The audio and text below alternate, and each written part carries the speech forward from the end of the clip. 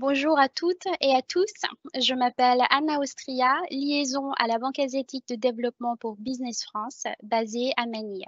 Notre webinaire Banque asiatique de développement Business Opportunities Seminar Focus Transport va démarrer dans quelques instants. Nous souhaitons remercier l'équipe ADB pour ce beau travail de collaboration avec Business France, ainsi que l'ensemble de nos intervenants distingués, ambassadeurs Michel Bocuse, Christophe Como, Anne Marchal, Stéphane Bessadi, Bertrand Goualou, Didier Guinet, Alain Morel et François Corbin. Veuillez noter que les présentations se dérouleront en français. Nous vous remercions d'utiliser la boîte de discussion mise à votre disposition pour poser vos questions. Pour le déroulé de notre programme aujourd'hui, merci de vous référer au document envoyé avec le lien de connexion. Afin de garder la fluidité des présentations, nos modérateurs vous répondront directement via le chat ou poseront les questions selon le temps qui reste à l'oral à la fin de toutes les présentations. Merci aussi de reprendre contact avec nous à la fin du webinaire si vous souhaitez continuer les discussions via les rendez-vous virtuels avec les experts de la banque. Et maintenant, pour vous accueillir officiellement à notre événement, j'ai l'honneur de vous présenter, mesdames et messieurs, Madame Michel Bocuse, ambassadeur de France aux Philippines. À vous, Madame l'ambassadeur. Merci beaucoup, Anna. Bonjour à tous. Je suis très heureuse d'être avec vous aujourd'hui pour ouvrir ce séminaire avec la Banque asiatique de développement. J'ai pu rencontrer de manière très chaleureuse son président récemment et nous avons trouvé beaucoup de contacts sur nos priorités. Un an après l'épidémie, la pandémie de Covid-19 frappe toujours très gravement les populations et les économies et actuellement touche beaucoup la zone d'Asie du Sud-Est, menaçant particulièrement les pays à faible revenu et les progrès de développement qui ont été réalisés au cours des dernières décennies. Le rôle de la Banque asiatique de développement est un effet crucial pour réduire la pauvreté et se protéger des crises, tant au travers de financement de projets d'infrastructures ou de soutien aux politiques publiques. La Banque a d'ailleurs déployé un paquet de 20 milliards de dollars pour soutenir les pays en urgence dans la région. Elle reviendra, cela étant, assez rapidement à sa logique de soutien et de reprise verte et inclusive prochainement, car elle s'est fixé un objectif de 30% de la part de ses financements sur l'action climatique. Outre l'axe climat, les grands projets d'infrastructure, en particulier dans les transports, restent le pilier de la continuité de l'activité tout au long de la crise et un moteur de reprise dans la plupart des pays d'intervention de la Banque. Pour ce qui concerne les Philippines en particulier, elles étaient en 2020 le deuxième pays bénéficiaire du financement de la Banque asiatique, après l'Inde.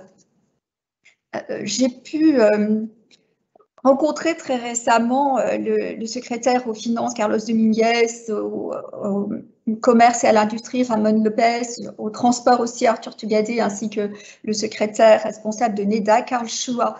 Beaucoup de projets sont en cours en ce moment avec les Philippines, maritimes, aériens, aéroportuaires, transport urbain, qui montrent bien le dynamisme de la relation franco-philippine. Le secrétaire Chua me confirmait encore hier la priorité donnée, évidemment, outre la lutte contre la pandémie, au programme Build, Build, Build, qui est le grand programme d'infrastructure philippin. La France finance d'ores et déjà de nombreux projets aux Philippines. Nous faisons la promotion d'infrastructures de qualité, en partenariat d'ailleurs avec la Banque et aussi avec certains des acteurs clés de la région, notamment le Japon.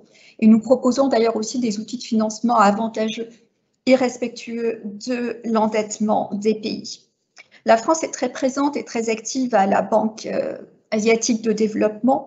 Ceci rentre dans le cadre de notre stratégie Indo-Pacifique qui fait une large place à la dimension économique et environnementale. Et je souhaite saluer à cet égard la présence de François Corbin, dont la mission qui lui a été confiée par le président vise à développer notre présence économique dans cette région. La France participe à l'augmentation des capacités de la Banque asiatique sur la base effectivement de nombreuses priorités communes.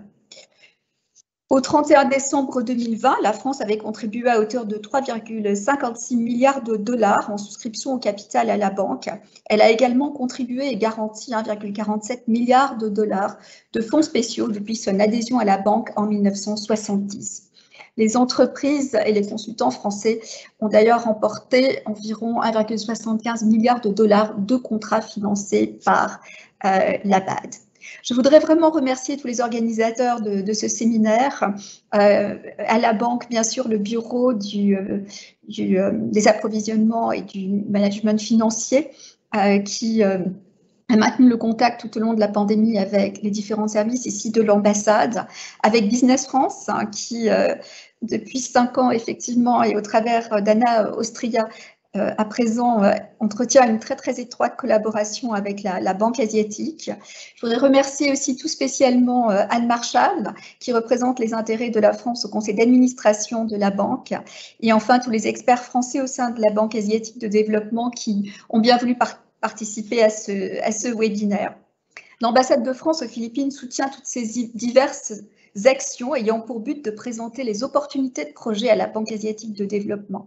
Et j'espère voir davantage d'entreprises françaises apporter leur expertise et contribuer ainsi à une présence plus forte de la France dans la construction d'une région Asie-Pacifique prospère, inclusive, résiliente et durable. Je vous souhaite à tous un webinaire fructueux.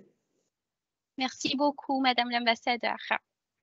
Pour continuer les mots d'introduction, je donne maintenant la parole à Monsieur Christophe Como, notre chef de service du département Organisation internationale et bailleur de fonds au siège de Business France à Paris. Christophe, c'est à toi. Merci beaucoup, Anna. Tout d'abord, je remercie Madame l'ambassadeur Bocuse et aussi tous les participants connectés. Je sais qu'ils sont très nombreux aujourd'hui, plus de 100. Pourquoi ce webinaire aujourd'hui sur les marchés de la Banque asiatique de développement avec particulièrement un focus transport? Tout d'abord, il faut savoir que la Banque asiatique de développement, c'est une organisation internationale qui est détenue par 68 États membres et qui contribue au développement de la région Asie-Pacifique depuis 1966. Comme le rappelait l'ambassadeur, la France en est membre depuis 1970. La banque finance près de 20 milliards de dollars de projets par an et dans 40 pays en développement, sous forme de financement souverain ou non souverain, y compris auprès du secteur privé. La Banque asiatique de développement, c'est une banque régionale, certes qui est basée à Manille, mais qui intervient sur toute l'Asie, de l'Ouzbékistan au Bangladesh, la Mongolie et le Vietnam, entre autres. Ensuite, les entreprises françaises, quelle que soit leur taille, elles doivent savoir qu'il existe de nombreuses opportunités dans le secteur des infrastructures et du transport en Asie, à travers des projets financés par la Banque asiatique et aussi des PPP. Le secteur des transports représentait même le deuxième secteur le plus financé par la Banque asiatique, 27% des projets avant la crise Covid. Ça, ce sont les chiffres 2019. Bien sûr, l'année 2020 a changé la donne. Concernant la France, ça a été le premier pays membre de la Banque asiatique à initier des rencontres en 2018 en accueillant une première délégation sectorielle à Paris, en France, et c'est le premier fournisseur européen. La France est un partenaire prioritaire et stratégique pour la Banque asiatique de développement. En 2020, une quarantaine de sociétés françaises, tous secteurs confondus, ont remporté des contrats avec la Banque asiatique pour un montant de plus de 80 millions de dollars. Depuis un an, malgré les multiples confinements, l'impossibilité de se rendre en Asie et à Manille, les besoins d'infrastructures et transports restent les mêmes dans la zone. Les projets reprennent et d'autres actions ciblées seront programmées d'ici la fin de l'année 2021 et bien sûr en 2022. Je pense notamment à des projets sur la ville durable pour positionner encore davantage d'offres françaises sur les projets financés par la Banque asiatique. Les entreprises françaises sont donc les bienvenues, elles ont leur chance. Les entreprises souhaitant développer leur part de marché en Asie et souhaitant aussi se diversifier ont tout intérêt à se faire connaître de la Banque asiatique.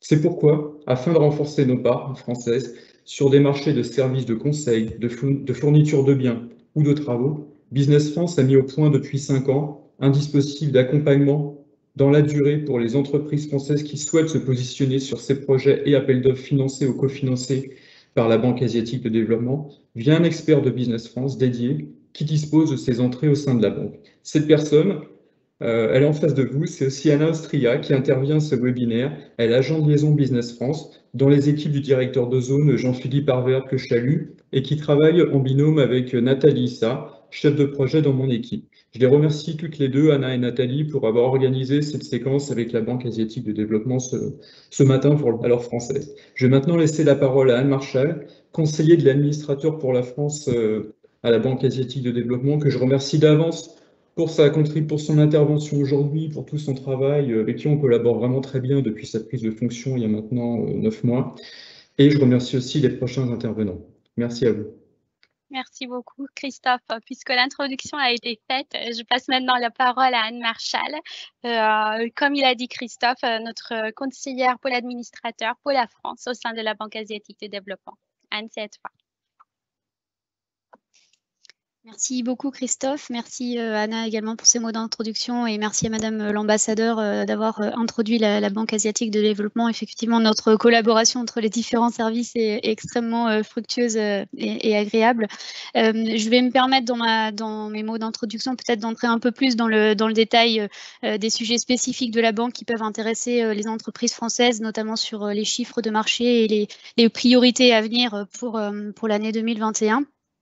Tout d'abord, peut-être un petit retour sur l'année 2020 qui, comme a été indiqué par les précédents intervenants, a été une année exceptionnelle à bien des égards, puisque la Banque asiatique s'est particulièrement mobilisée pour répondre à la crise sanitaire et malgré l'augmentation de financement sous forme de prêts de politique budgétaire en réponse à la crise, il est très intéressant de noter que le montant total des achats de la banque s'est élevé à près de 23 milliards de dollars, soit une augmentation de plus de 56% par rapport à 2019.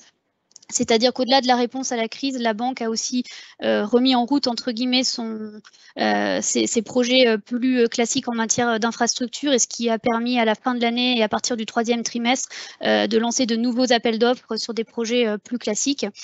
Comme l'indiquait Christophe, plus particulièrement s'agissant des entreprises françaises, elles ont remporté en 2020 plus de 86 millions de dollars de marché. Je ne reviens pas sur le détail en termes de marché de travaux, de marché de consulting, on pourra vous communiquer ces chiffres. Ce qui est important de noter, c'est que malgré et en dépit de cette année exceptionnelle, on note une augmentation de 30 millions de dollars de marché remporté en plus par rapport à 2019. Donc c'est quand même assez conséquent pour les entreprises françaises dans une année de crise. Néanmoins, il faut quand même noter que la part de la France sur l'ensemble des marchés remportés par l'ensemble des pays qui participent au marché de la banque est en légère baisse. Donc, en dépit de cette augmentation au volume, on a une légère diminution en pourcentage, ce qui est important quand même à noter. Comme Madame l'ambassadeur l'indiquait, la banque se mobilise aussi désormais pour accompagner les pays d'intervention sur le chemin de la reprise.